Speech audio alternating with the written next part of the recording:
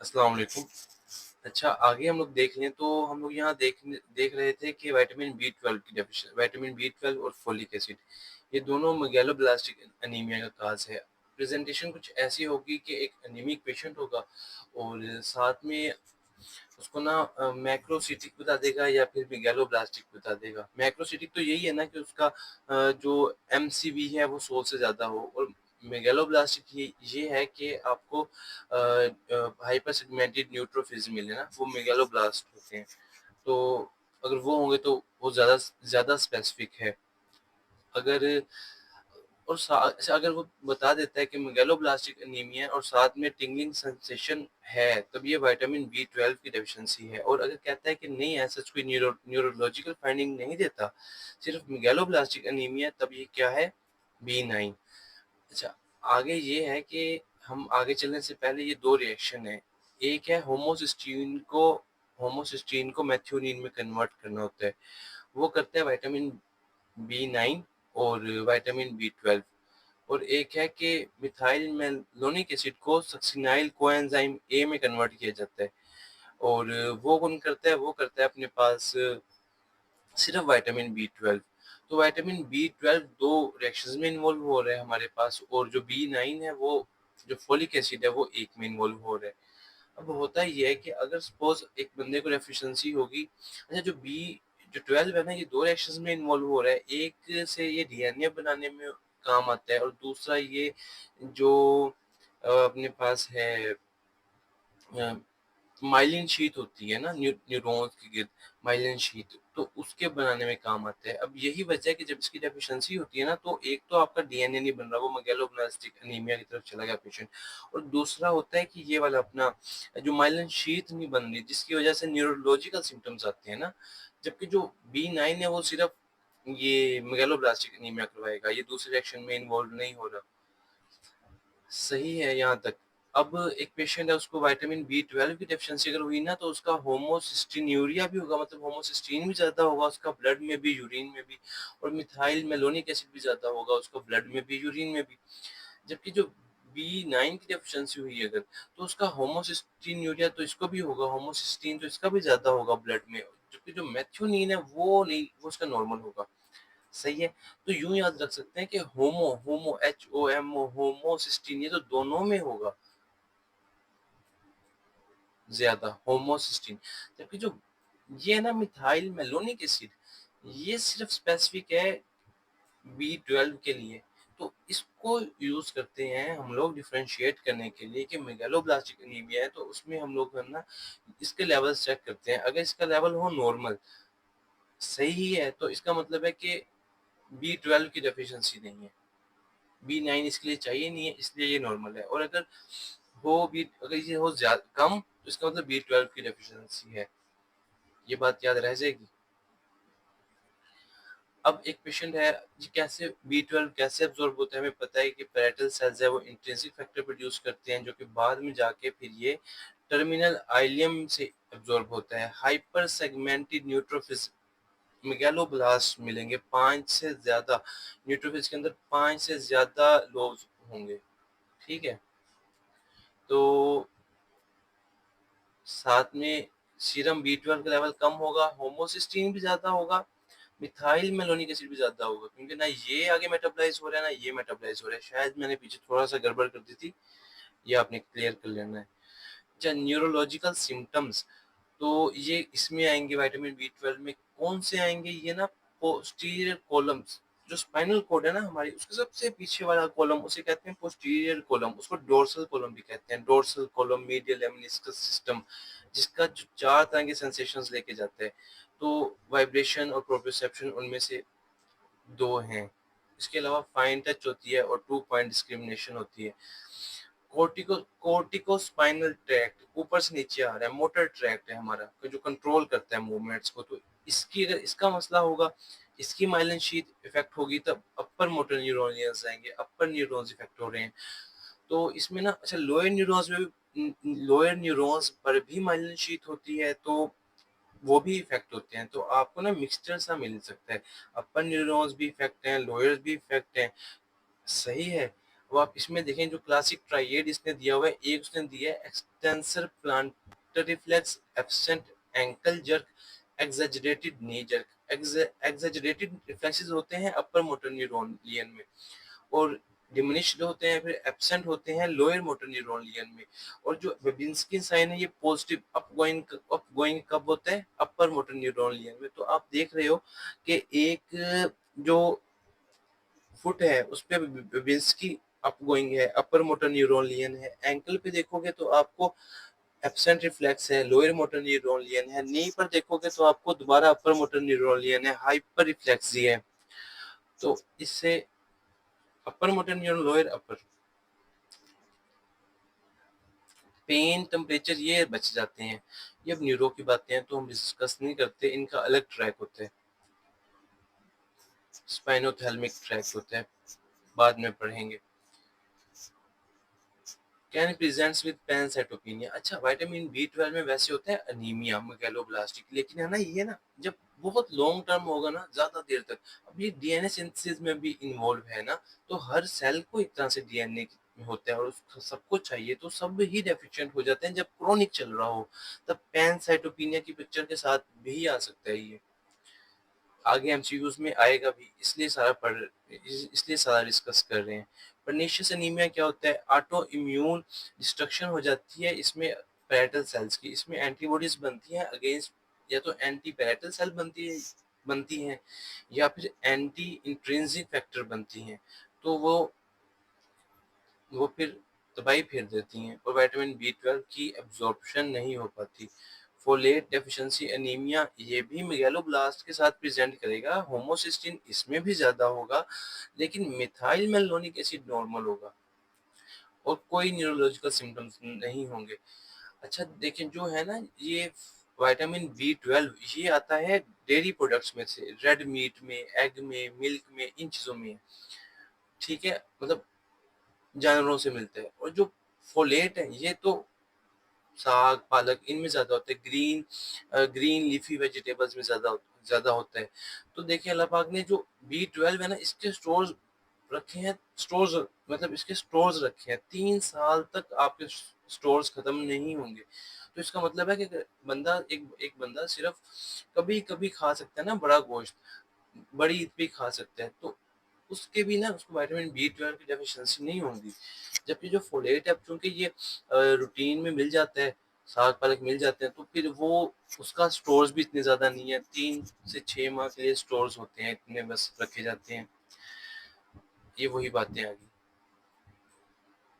Vitamin B 12 की deficiency अगर हो, अब वो ऐसा भी होता है कि बी 12 और फोलेट दोनों की डेफिशिएंसी चल रही है, एक बंदे को मसला ही ऐसा है कि उसको ना मैल एब्जॉर्प्शन का मसला है उसके, तो उसको ना बी 12 एब्जॉर्ब होगा ना ये एब्जॉर्ब होगा, तो दोनों डेफिशिएंट है। अब आपने न्यूरोलॉजिकल सिम्टम्स आपको मिली और आपने बी 12 को ट्रीट करना शुरू कर दिया, तो फोलेट की डेफिशिएंसी भी अगर हुई ना, तो वो ज्यादा वर्ष हो जाएगी उसके न्यूरोलॉजिकल सिम्टम्स। आप कहोगे कि यार विटामिन बी 12 दिया ताकि उसकी ठीक हो, न्यूरोलॉजिकल सिम्टम्स ठीक हो, वो वर्ष हुई जा रही है। तो उसकी वजह ये है कि फोलेट को पहले ट्रीट करना है, उसके बाद बी 12 को ट्रीट करना है। तो मतलब आप बेहतर है कि दोनों ही साथ दे दो, सप्लीमेंट्स है ना। अच्छा, एक अब यहाँ से हम लोग एमसीक्यूज करेंगे, जल्दी करेंगे, टाइम 40 साल का बंदा है और वो अपना ना बैलेंस को मेंटेन नहीं कर पा रहा, न्यूरोलॉजिकल आ गया। एमसीवी देखिए उसका, तो वो कितना एमसीवी उसका कितना 126 मैक्रोसिटिक है, तो उसको क्या है, उसको मेगालोब्लास्टिक एनीमिया है। एक 40 साल का बंदा है, वो अनीमिया के साथ प्रेजेंट किया है, साथ में नंबनेंस है एक्सट्रीमिटीज की। और अब आपने देखा कि उसको माइल्ड अनकंजुगेटेड हाइपर बिलिरुबिनीमिया भी है, मैक्रोसिटिक है, किसकी डेफिशिएंसी? Vitamin B 12। ये कहाँ से आ गया माइल्ड अनकंजुगेटेड हाइपरलिपिड हाइपर बिलिरुबिनीमिया?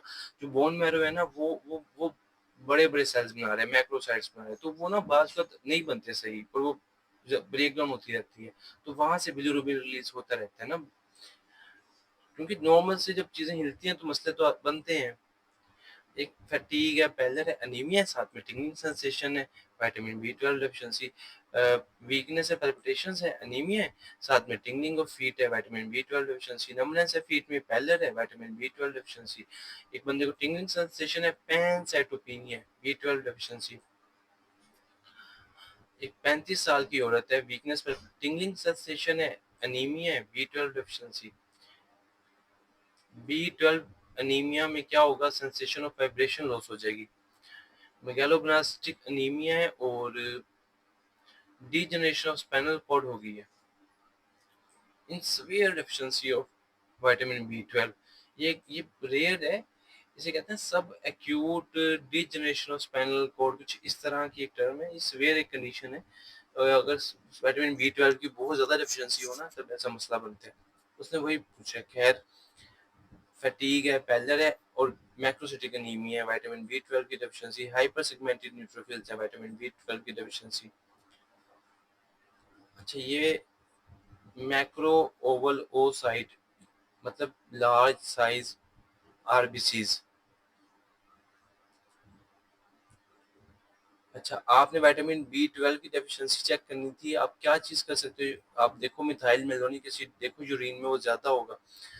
आपने इन्वेस्टिगेशन ऑफ चॉइस, अच्छा ये पूछ लेगा इन्वेस्टिगेशन ऑफ चॉइस क्या है, किसी बंदे में मेगालोब्लास्टिक एनीमिया के साथ बंदा है, आपने देखना है इसको क्या मतलब, तो बी 12 है या वो है फोलिक एसिड है, आप ना सीरम बी 12 ऐसे ही है, इन्वेस्टिगेशन ऑफ चॉइस।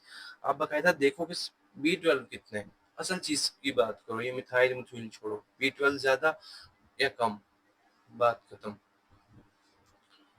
दो 2 साल का बच्चा है और अब वो फीवर, पैलर, बाउल डिस्टर्बेंस है, investigation will come from the diagnosis B 12 deficiency. थोड़ा वेग सा सवाल है।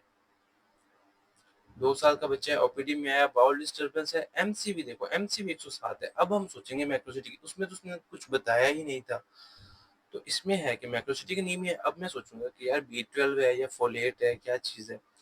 एक बच्चा है, फीवर है, एब्डोमिनल पेन है, एमसीवी ज़्यादा है, एचबी कम है, सीरम बी 12 करवाओ, लाजमी करवाओ, फोलिक के भी करवाओ। अच्छा, 60 साल का बंदा है, टर्मिनल आइलियम और इलियोसिकल जंक्शन हमने निकाल दिया, टर्मिनल आइलियम निकाल दी, बी 12 ने टर्मिनल आइलियम से एब्जॉर्ब होना था और कई चीज़ों ने एब्जॉर्ब होना था। खैर अभी इसकी बात हो रही है तो बी 12 की डेफिशिएंसी होगी। अच्छा, एक पैलर है और मेल एब्जॉर्प्शन प्रॉब्लम्स है कि अच्छे से जज़ब नहीं हो पाते, और anisocytosis, aniso not similar cytosis के सिमिलर साइज के सेल नहीं, poikilocytosis different, poikilo multiple shapes के सेल्स हैं, एमसीवी ज़्यादा है। तो आइलियम की, टर्मिनल आइलियम की सेक्शन हुई है और विटामिन बी 12 डेफिशिएंसी हो गई है, ठीक है। इंट्रिंसिक फैक्टर हमें चाहिए होता है विटामिन बी 12 के लिए, इंट्रिंसिक फैक्टर चाहिए, इंट्रिंसिक फैक्टर चाहिए ताकि स्मॉल इंटेस्टाइन से कोबालामिन की एब्जॉर्प्शन हो जाए। विटामिन बी 12 के एब्जॉर्प्शन के लिए पैरेटल सेल्स बनाते हैं इंट्रिंसिक फैक्टर को। एक बंदे को जो जेडी सिंड्रोम था, हम लोगों ने गैस्ट्रेक्टमी कर दी, अब उसको किस विटामिन की डेफिशिएंसी हुई, क्यों हुई, बी 12 की हुई, क्योंकि पैरेटल सेल्स का लॉस हो गया। विटामिन बी 12 डेफिशिएंसी, होमोसिस्टिन्यूरिया लेवल ज्यादा है, बी 12 भी हो सकता है और 9 भी हो सकता है, होमोसिस्टिन तो दोनों में ज्यादा होता है।